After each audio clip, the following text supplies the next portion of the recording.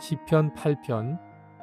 여호와 우리 주여, 주의 이름이 온 땅에 어찌 그리 아름다운지요. 주의 영광이 하늘을 덮었나이다. 주의 대적으로 말미암아 어린아이들과 젖먹이들의 입으로 권능을 세우시며 이는 원수들과 보복자들을 잠잠하게 하려 하심이니이다. 주의 손가락으로 만드신 주의 하늘과 주께서 베풀어 두신 달과 별들을 내가 보오니 사람이 무엇이기에 주께서 그를 생각하시며 인자가 무엇이기에 주께서 그를 돌보시나이까. 그를 하나님보다 조금 못하게 하시고 영화와 존귀로 관을 씌우셨나이다. 주의 손으로 만드신 것을 다스리게 하시고 만물을 그의 발 아래 두셨으니 곧 모든 소와 양과 들짐승이며 공중의 새와 바다의 물고기와 바닷길에 다니는 것이니이다. 여호와 우리 주여, 주의 이름이 온 땅에 어찌 그리 아름다운지요. 예수님을 24시간 그렇게 바라보고 믿어지고 주님과 동행하게 되면 도대체 뭘 어떻게 되는 걸까? 그렇게 궁금해 하시는 분들은 시편 8편을 읽으면 그 느낌을 가지실 수 있으세요. 성경에 은혜가 충만한 사람, 정말 하나님을 대면하여 보듯이 그렇게 믿어지는 사람이 어떤 은혜를 받을까, 그 마음은 어떨까 하는 것을 가장 잘 표현해 준 성경 중에 하나가 시편 8편입니다. 자, 시편 8편 1절을 한번 보실까요? 여호와 우리 주여, 주의 이름이 온 땅에 어찌 그리 아름다운지요. 주의 영광이 하늘을 덮었나이다. 여러분, 하늘을 보고 땅을 보고 다윗이 지금 하나님 앞에 찬양을 올리고 있어요. 근데 사람들이 누구나 다 자연에 가면 그 아름다운 자연의 풍경을 보게 되면 이런 감탄을 하게 됩니다. 야, 너무 좋다. 야, 너무 시원하다. 스트레스가 다 날아가는 것 같다. 뭐 이런 표현을 하죠. 그러나 그 자연을 보면서 탄복하고 또 아주 놀라면서도 그 자연 속에서 하나님의 이름을 본다든지 하나님의 영광을 보는 것은 누구나 다 그런 게 아니라는 것입니다. 다윗이 지금 하늘과 땅을 보면서 그는 거기서 온 땅에 주의 이름이 기록된 것과 그리고 하늘에 하나님의 영광이 덮여 있다는 것을 보는 것은 대단히 특별한 역사예요. 눈이 열렸기 때문입니다. 다윗이 하나님을 바라보는 눈이 뜨이고 나니까 세상을 보는 눈이 열린 거예요. 달라졌다고도 표현하지만 엄밀히 말하면 정확하게 보게 됐다는 겁니다. 이제는 하나님이 만드신 이 우주 만물이 정확하게 눈에 보이기 시작했다는 거죠. 믿을 수 없는 분도 계실 거예요. 도대체 무슨 하나님의 이름이 기록이 된 거, 또 하나님의 영광이 뭘 하늘에 덮여 있는 것이 시적인 표현이겠지, 신앙적인 어떤 고백이겠지, 이렇게 생각하시는 분들도 있으실 겁니다. 근데 여러분 중에 정말 성령의 굉장히 강한 체험을 하고 하나님이 살아계시다는 것이 마음에 분명히 믿어지는 그런 은혜를 경험하시고, 그리고 바로 그 다음 여러분이 이 세상을 이렇게 바라보면 여러분들이 다 경험하셨을 거예요. 나무가 이렇게 가지가 하늘로 쭉 뻗쳐 있는 것이 성도들이 손을 들고 하나님을 찬양하는 것이라고 그렇게 느껴지고, 새들이 지저귀고 날아다니는 것이 하나님을 찬양하는 거로 들리고, 그건 여러분들이 다 경험하셨을 거예요. 단순히 시적인 표현만 아닙니다. 주님을 바라보는 눈이 뜨이면 그러면 정말 보는 게 완전히 달라져요. 자연 하나를 보아도, 하늘을 보아도, 땅을 보아도, 나무를 보아도, 풀을 하나 보아도 전혀 다르다 그 말입니다. 근데 참 놀라운 것은 이 우주 만물을 보면서 감탄하는 것이 아니고 다윗이 사람을 보면서 우주 만물보다 더 놀라고 있어요. 사실 그냥 평범한 사람의 눈으로 보면 우주는 보면 볼수록 경이로워요. 상상할 수 없을 정도로 넓고 커요. 측량하기가 어려워요. 그러면 그럴수록 사람은 더 작아집니다. 더 초라해져요. 더 왜소하고. 정말 점도 아니에요. 이 지구도 우주 전체에 비하면 점이라고 할 수도 없어요.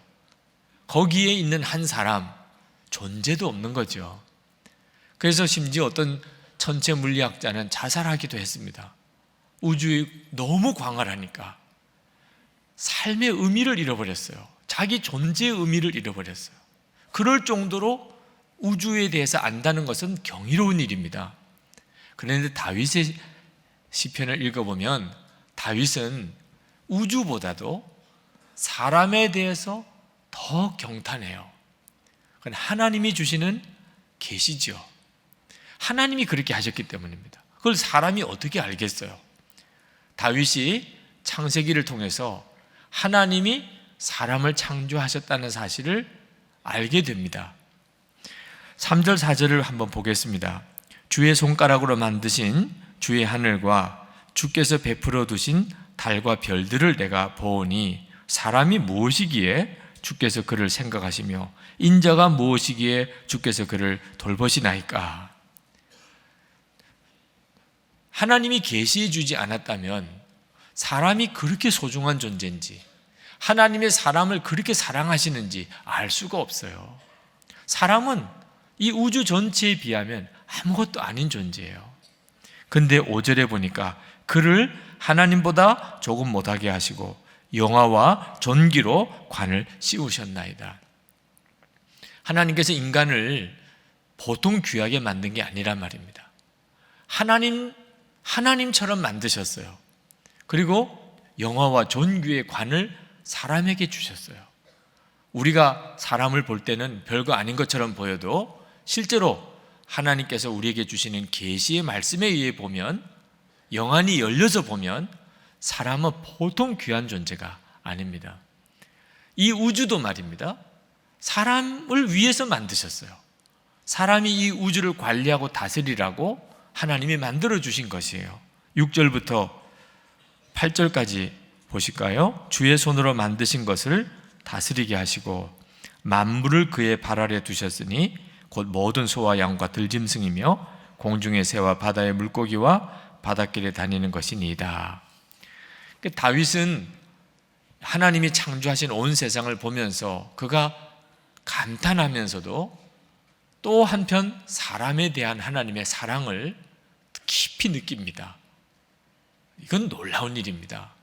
여러분, 정말 여러분이 24시간 예수님을 바라보는 눈을 뜨고 살아보면 세상에 대해서도 보는 눈이 달라지고 사람 보는 눈도 달라져요. 다윗은 그저 하나님의 천지를 창조하신 것 속에서 이 사람을 향한 하나님의 사랑을 보았을 뿐이지만, 우리는 말입니다, 인간이 타락하고 난 다음에 독생자를 주셔서 우리를 대신 구원해 주시는 그 엄청난 십자가의 사랑까지 알고 있어요.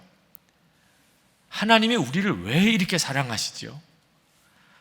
로마서 5장 8절에 우리가 아직 죄인 되었을 때 그리스도께서 우리를 위하여 죽으심으로 하나님께서 우리에 대한 자기의 사랑을 확증하셨느니라. 하나님이 우리를 너무너무 사랑하세요. 믿어지지가 않아요. 정말 성령께서 믿음을 주시지 않으면 하나님이 살아계시고 그 하나님이 나를 독생자를 주시기까지 사랑하셨다는 이 메시지가 믿어지지 않는다니까. 그러나 이 말씀이 깨달아져야 되고 믿어져야 우리는 살아요. 여러분, 주님을 24시간 바라보는 눈이 뜨여야 비로소 지금 내가 겪고 있는 일, 내 눈에 보이는 일, 내가 만나는 사람이 어떤 사람인지를, 무슨 일인지를 정확하게 판단하게 됩니다. 여러분, 행복하십니까? 세상이 아름답게 보이세요? 사람들이 사랑스럽습니까? 그러면 여러분은 지금 정상적으로 예수님을 잘 믿고 있는 거예요. 근데 여러분, 너무 짜증나요? 세상은 답답하고 너무 험하고 사람들은 믿을 수가 없고 미워지고, 그러면 지금 여러분은 신앙생활을 뭔가 문제가 있게 하고 있는 겁니다. 24시간 예수님을 바라보는 믿음이 왜 중요한가? 여러분의 마음을 정말 세상을 바라볼 때 아름답게 보이고 사람을 볼 때 사랑스럽게 여기게 만들 수 있는 역사가 예수님으로부터 오기 때문이에요. 우리가 은혜 받았을 때는 다 그런 경험을 했습니다. 목사님, 저도 그런 경험 해본 적이 있어요.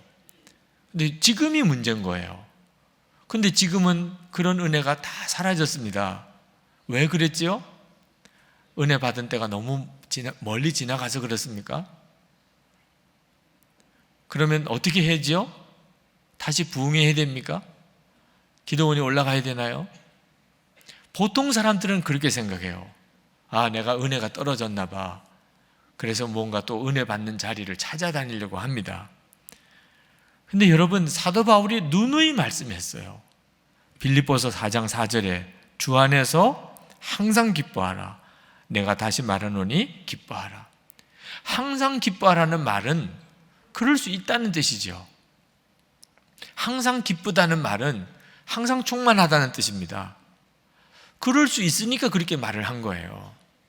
그러니까 여러분, 예수를 믿으시면서 정확한 하나님의 계획을 아셔야 돼요. 한 번 은혜를 받았다가 또 식었다가 또 은혜를 다시 회복했다가 또 식었다가 이렇게 반복하는 것이 신앙생활이 아니고 한결같이 충만한 은혜를 누리고 살 수 있다는 거예요. 어떻게 그렇게 될 수 있을까요? 24시간 예수님을 바라보는 거죠. 그래서 그렇게 권해드리는 겁니다. 우리 가운데 충만한 은혜, 기쁨의 역사는 주님이 주시는 거예요. 환경이 주는 것도 아니고 사람이 주는 것도 아니에요. 예수님이 주시는 거예요. 예수님으로 인하여 기뻐지고 주님으로 인하여 충만해지면 세상이 너무너무 아름답고 사람이 너무나 사랑스럽게 보이는 거예요.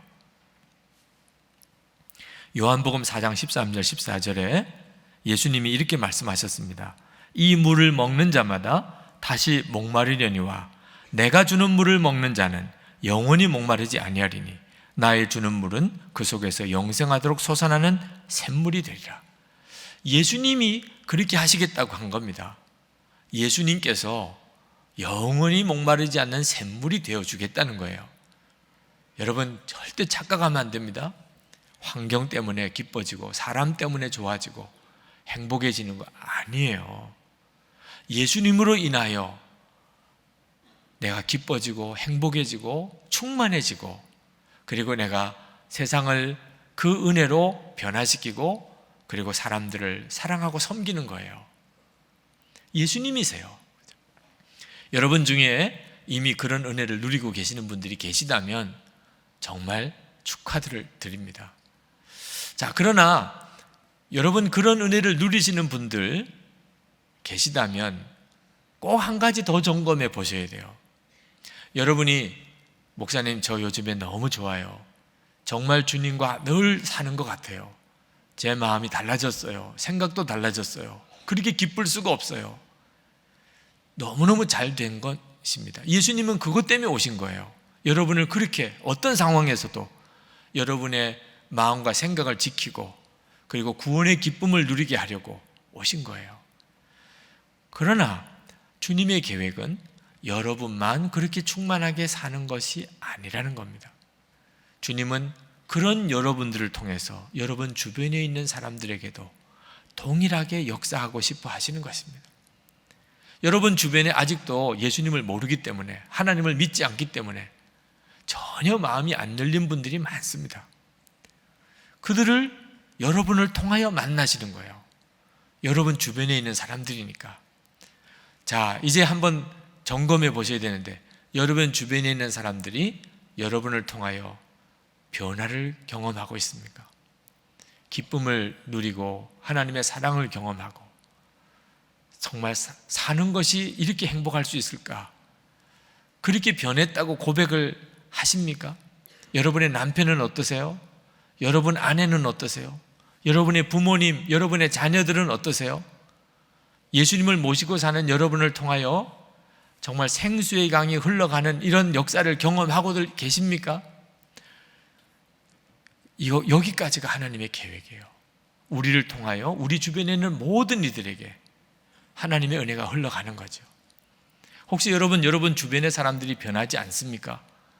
그게 여러분에게 문제입니까? 그게 여러분을 힘들게 합니까? 그렇다면 그 사람을 탓하지 말고 여러분이 정말 예수님을 온전히 바라보고 계신지, 예수님이 여러분을 통하여 그를 만날 수 있게 여러분이 온전히 주님께 여러분을 드리고 있는지를 그걸 한번 점검해 보세요. 24시간 예수님을 바라보면 모든 게 바뀝니다. 은혜 충만하다가 서서히 기쁨이 사라지고 세상은 힘들고 사람들은 너무너무 미워지고 세상 재미가 다 없어지면 문제가 어디 있는 거죠? 세상이 변한 겁니까? 사람이 달라졌나요? 그들은 항상 똑같아요. 달라졌다면 내가 달라진 거죠. 예수님을 바라보는 믿음의 눈이 뜨이는 것, 그러지 못하니까 그만 세상 보는 눈이 그렇게 다 어그러지게 된 거죠. 예수님을 바라보는 눈이 뜨이면 또 다 달리 하나님이 보게 해주시는 것입니다.